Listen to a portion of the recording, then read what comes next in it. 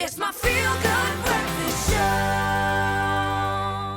Having worked in the South African music industry for over 20 years, recording, promoting and managing artists like Miriam Makeba, Sandy Smith discovered that all the answers she sought from life could be found in numerology. And through the research of tarot and astrology and standard numerology, she's developed her own system, which through the years has proven to be accurate time and time again. At the outset of a, let's call it dubious new year, and with a rather eventful one behind us, we've invited Sandy to Expresso via video call, which is so last year, I know. But I'm going to ask you for a bit of background before you get into some of the readings of the presenters on the show. I've got some broader questions for you, but I'd like you to take us back and maybe give us a bit of background, some history of numerology itself. Right, okay, so, I mean, just numbers and letters go back 200 BC, but a lot of the numbers emerged through various different areas that are now seen as India and Africa, that were also part of Mesopotamia. But numerology that you can find kind of online is what I call standard numerology, which it's kind of pop numerology like horoscopes. But with my system, my whole point was standard numerology makes two people born on the same day the same, and that's not possible.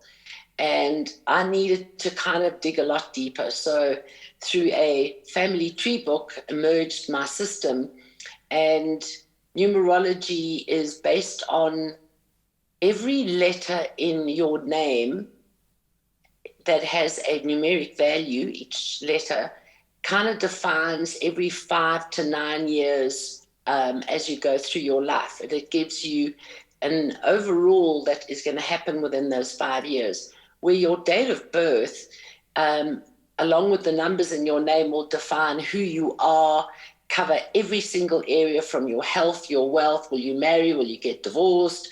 Will you go to jail? Will you become a president? Will you win the lotto, etc.?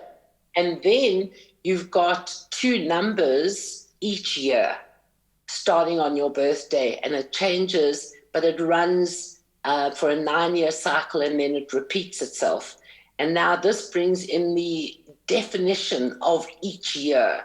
And then you can fine-tune it to the events of a day, in a week, in a month. I really wanted it to be so helpful to a person, and as much as sometimes you've got to tell people negative things, it's more about the warning so that you see that, and of course gives you a positive so that you can actually grab hold of that and run with it. I love that. So now that we know just how nuanced it really can be, and we have a basic understanding of what can be determined, let's knock out the biggest question of the year. A new year is traditionally a time for beginnings. I would imagine there are a lot of people out there feeling very stuck, literally stuck where they are in place. Should we be going into 2021 with expectation to be going after our goals?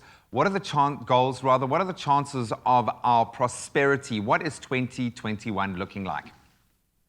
Okay, so the stuck was the number 4, which was 2020, restricted, stuck, breaking down of things, where 2021, you can take a little ride back to when we voted in 1994, because that year added to a 5.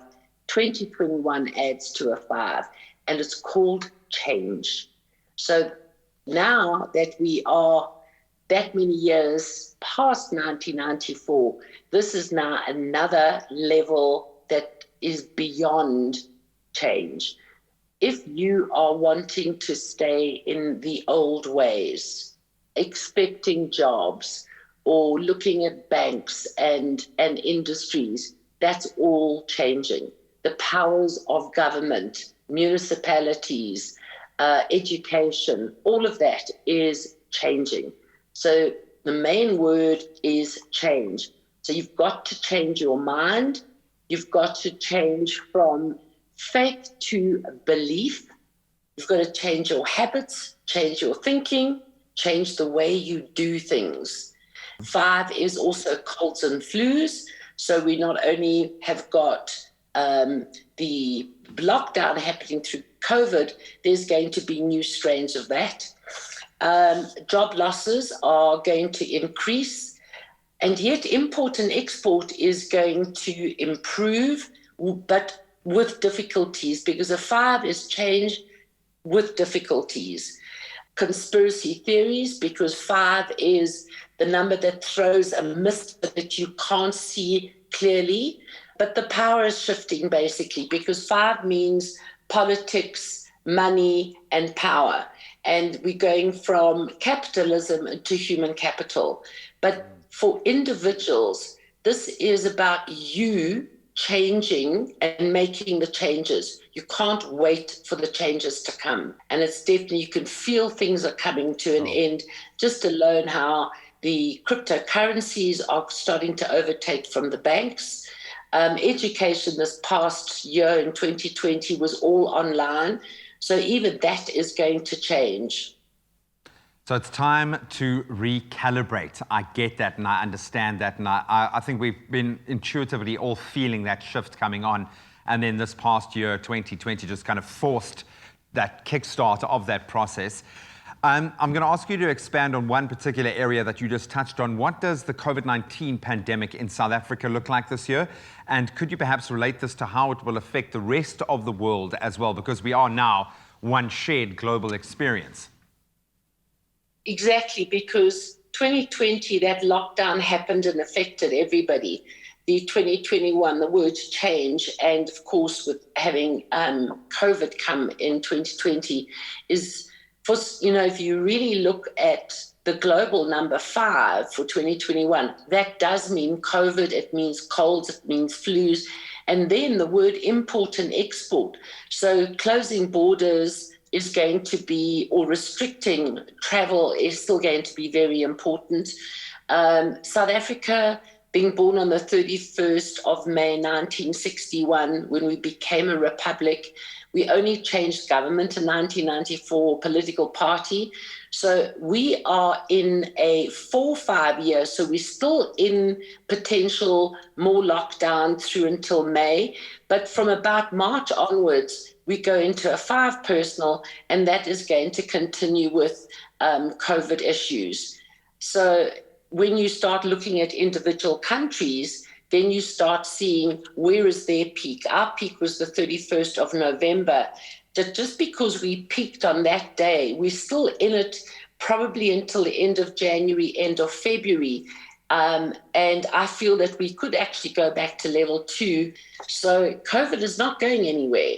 I do believe that we will have a vaccine in South Africa from the end of February, end of March onwards. So things will escalate there on a positive, but COVID is not going anywhere. And to enhance what 2021 means, and it is trying to get us to change our ways, not to be so complacent. Yeah, I think also we've seen, certainly I can feel it, where a removal of the superfluous. Something you said really stood out for me is the shift away from fake and the move to authenticity. I get a sense of that, certainly in our kind of bird's eye view of the world through this show. I certainly get a sense of that. So thank you so much. That's been really revealing, a lot for me to process and chew through, which I'm going to continue to do. But I'm really looking forward to you doing exactly that with our presenters and giving them a bit of a reading. So Sandy, thank you so much. We really appreciate your time and your level of thought and understanding in this area. Sandy's going to be sticking around. She's going to be giving readings to our presenters throughout this morning. So if you'd like to observe more about this fascinating information provided by Numerology and her particular take on it, then be sure to stick around. And if you want to learn more about Sandy's numerology, then visit numerology.co.za.